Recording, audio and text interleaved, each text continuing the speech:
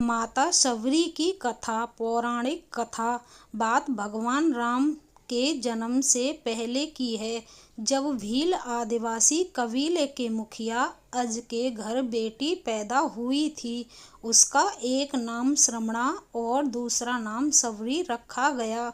शबरी की माँ इंदुमती उसे खूब प्यार करती थीं। बचपन से ही शबरी पशु पक्षियों की भाषा समझकर उनसे बातें करती और जब शबरी की माँ उसे देखती तो कुछ समझ नहीं पाती थी। कुछ समय बाद एक पंडित ने शबरी के परिवार को बताया कि वो आगे चलकर सन्यासी बन सकती है। इस बात का पता चलते ही शबरी के पिता ने उसका रिश्ता तय कर दिया। जैसे ही शादी का दिन नजदीक आया, शबरी के घर वालों ने खूब सारी बकरियां और अन्य जानवर घर के पास लाकर बांध दिए।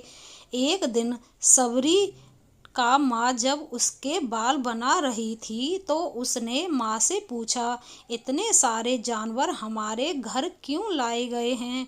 माँ ने जवाब दिया, बेटी तुम्हारा विवाह होने वाला है, इसलिए हम लोगों ने इनका इंतजाम बलि के लिए किया है। तुम्हारी शादी के दिन बलि प्रथा होगी और फिर इनसे स्वादिष्ट भोजन बनाकर सबको परोसा जाएगा। यह सब सुनकर शबरी दुखी हो गई। काफी देर तक शबरी ने उन जानवरों को आजाद करने के बारे में सोचा। सोचते सोचते शबरी के मन में हुआ कि अगर ये जानवर यहाँ नहीं होंगे तो इनकी बलि रुक सकती है। ऐसा नहीं हुआ तो मेरे घर से कहीं चले जाने पर ही यह बलि रुकेगी। जब मैं ही नहीं रहूंगी तब न विवाह होगा और न ही बलि प्रथा। इससे मासूम जानवर बच जाएंगे। इसी सोच के साथ जानवरों को रखी गई जगह पर शबरी पहुंची। उसने सोचा कि उन्हें खोल देती हूँ, लेकिन वो ऐसा नहीं कर पाई। उसके बाद शबरी जंगल की तरफ भागने लगी। भागते भागते शबरी ऋषि मुख पर्वत पहुंच गई। वहां करीब 10,000 ऋषि रहा करते थे। शबरी को लगा कि वो भी इसी जंगल में किसी तरह ऋषि मुनियों की सेवा करके अपना जीवन जी लेगी।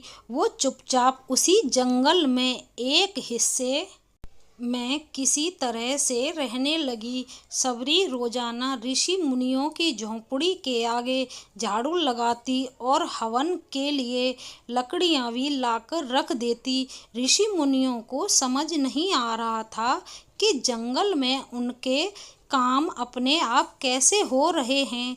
एक दिन शबरी को किसी ऋषि ने देख लिया। उसे देखते ही उसका परिचय पूछा। जैसे ही शबरी ने बताया कि वो भील आदिवासी परिवार से संबंध रखती है तो उसे ऋषियों ने खूब डांट लगाई। शबरी को इस बात का बिल्कुल भी पता नहीं था कि उसकी जाति छोटी है और उसे ऋषियों द्वारा जाति की वजह अपमान सहन करना पड़ेगा। इतना सब होने के बाद भी शबरी हर ऋषि मुनि के दरवाजे पहुंचती और उनके आंगन में झाड़ू लगाकर उनसे गुरु दीक्षा देने के लिए कहती। हर कोई शबरी को उसकी जाति की वजह से अपने आश्रम से भगा देता था। ऐसा होते होते काफी समय बीत गया। उसके बाद शबरी मतंग ऋषि की कुटिया में पहुंची। वहां पहुंचकर मतंग ऋषि को शबरी ने बताया कि वो उनसे गुरु दीक्षा लेना चाहती है। उन्होंने खुशी खुशी उसे अपने गुरुकुल में रहने दिया और भगवान से जुड़ा ज्ञान देते रहे। शबरी ने भी अपने गुरु मतंग ऋषि की सेवा करने में कोई कसर नहीं छोड़ी। वो गुरुकुल के भी सारे काम करती थी। शबरी से खुश होकर मतंग ऋषि ने उसे बेटी मान लिया था। समय के साथ मतंग ऋषि का शरीर बूढ़ा हो गया। उन्होंने एक दिन शबरी को अपने पास बुलाया और कहा, बेटी मैं अपना देह त्यागना चाह रहा हूँ। बहुत साल हो गए इस शरीर में रहते रहते। सबरी ने दुखी मन से कहा, आपके ही सहारे मैं इस जंगल में रह पाई हूँ। आप ही चले जाएंगे तो मैं जीकर क्या करूँगी। आप अपने संग मुझे भी ले जाइए, मैं भी देह त्याग दूंगी। मतंग ऋषि ने जवाब दिया, बेटी तुम्हें चिंता करने की जरूरत नहीं है। राम तुम्हारी चिंता करेंगे और ध्यान भी रखेंगे। सबरी ने राम का नाम सुनने के बाद पूछा, वो कौन हैं और उन्हें मैं किस तरह ढूंढूंगी। मतंग ऋषि ने बताया, राम कोई और नहीं भगवान हैं। वो तुम्हें सारे अच्छे कर्मों का फल देंगे। तुम्हें उन्हें ढूंढने की कोई ज़रूरत नहीं है। वो एक दिन खुद तुम्हें खोजते हुए इस कुटिया में आएंगे और तुम्हें उनके हाथों ही मोक्ष मिलेगा। तब तक तुम इसी आश्रम में रहो। इतना कहते ही मतंग ऋषि ने अपना शरीर त्याग दिया। शबरी के मन में मतंग ऋषि के जाने के बाद से एक ही बात थी कि भगवान राम स्वयं उससे मिलने आएंगे। वो रोज भगवान राम से मिलने के लिए बाग से अच्छे अच्छे फूल लाकर पूरा आश्रम सजाती और भगवान के लिए बेर तोड़कर लाती। भगवान के लिए बेर चुनते हुए सबरी उन्हें चख लेती थी ताकि भगवान को वो सिर्फ मीठे बेर ही दे। रोजाना सबरी इसी तरह भगवान के दर्शन की आस में फूल और बेर इकट्ठा करती रहती थी। इसी तरह इंतजार में कई साल बीत गए। सबरी का शरीर एकदम वृद्ध हो गया। एक दिन आश्रम के पास के ही तालाब में सबरी पानी लेने के लिए गई। तभी पास के ही एक ऋषि ने उसे अछूत कहते हुए वहां से भागने के लिए कहा और एक पत्थर मार दिया। वो पत्थर जब सबरी को लगा तो उसे चोट लगी और खून बहने लगा। बहते हुए खून की एक बूंद उसी तालाब के पानी में गिर गई। तभी पूरा तालाब का पानी खून में बदल गया। यह सब होता देख कर ऋषि ने सबरी को ही डांटा और कहा कि पापीन, तुम्हारी वजह से पूरा पानी खराब हो गया। रोज ऋषि उस पानी को साफ करने के लिए कई तरह की विद्याओं का इस्तेमाल करते। कई सारे जतन करने के बाद भी कुछ नहीं हुआ। फिर उन्होंने गंगा जैसी कई पवित्र नदियों का जल भी उस तालाब में डाला, फिर भी तालाब का पानी साफ नहीं हो पाया और वो खून जैसा ही रहा। कई सालों तक तालाब के पानी को साफ करने की कोशिश के बाद भी कुछ काम नहीं आया तो ऋषि ने थक कर सब कुछ छोड़ दिया। इस घटना के कई सालों के बाद भगवान राम अपनी पत्नी सीता के हरण के बाद उन्हें ढूंढते हुए उसी तालाब के पास पहुँचे। ऋषि मुनियों ने उन्हें पहचान लिया।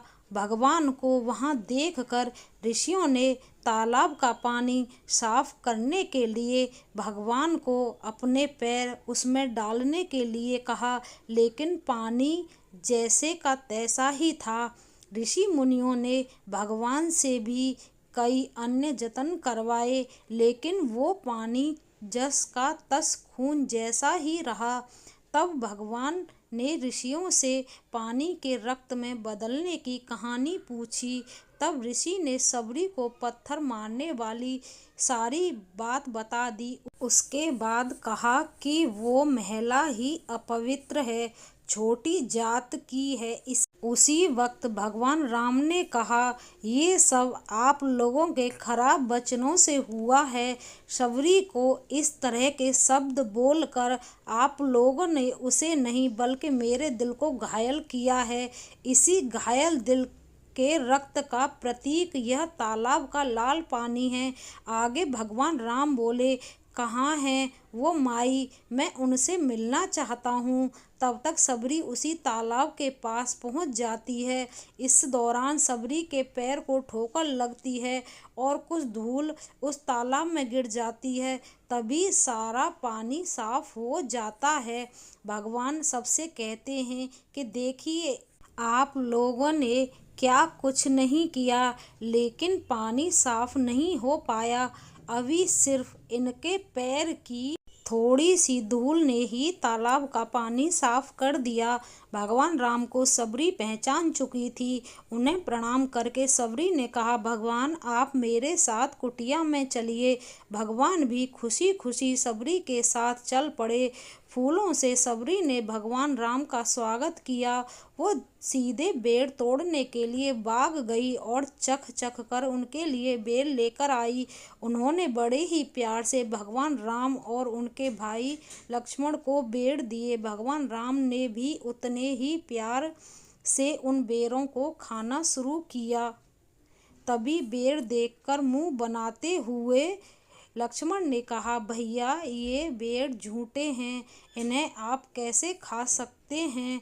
भगवान ने जवाब दिया, लक्ष्मण ये झूठे नहीं बल्कि बहुत मीठे हैं। सबरी माई हम सब के लिए ये बहुत प्यार से तोड़कर लाई हैं। इतना कहकर भगवान राम प्यार से उन बेर को खाने लगे।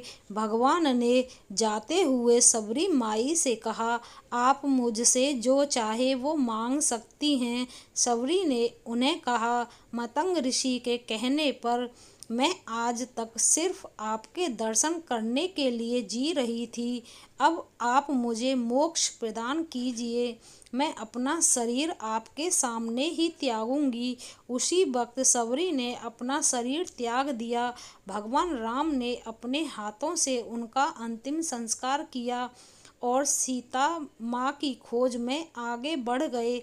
इस तरह से ऋषि मतंग की बात सच साबित हुई और सबरी को भगवान राम के दर्शन भी हुए। तभी से भगवान राम को सबरी के राम भी कहा जाने लगा। कहानी से सीख, सच्ची श्रद्धा हो तो भगवान के दर्शन जरूर होते हैं। दोस्तों, ये माता सबरी की कहानी आपको पसंद आई है तो कमेंट करके बताना। धन्यवाद।